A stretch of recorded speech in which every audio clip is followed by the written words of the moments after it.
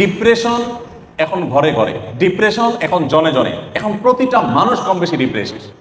আমরা যদি আমাদের শৈশবে ফিরে চলে যাই, আমরা দেখবো আমাদের বাপ চাচারা, আমাদের আশপাশের মানুষগুলো এত ভালো ছিলেন না, এত সুখে ছিলেন না। আমরা আমাদের দেশের বাস্তবতা যদি চলে যাই, 2 দশক 3 দশক আগে আমাদের দেশে এত কলেজ ইউনিভার্সিটি ছিল না, কিন্তু মানুষগুলো তুলনামূলকভাবে এখন থেকে অনেক বেশি হ্যাপি ছিলেন, সুখী ছিলেন।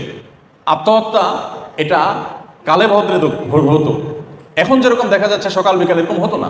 এর অন্যতম কারণ হলো তাদের ভিতরে ইসলামের চর্চা কিছুটা হলেও ছিল, যেটা এখন একেবারেই নাই। সময় তো বসিয়ে ঈমান শুধু আমাদেরকে আখিরাতে সুখী করবে তা না, দুনিয়াতেই সুখী করবে।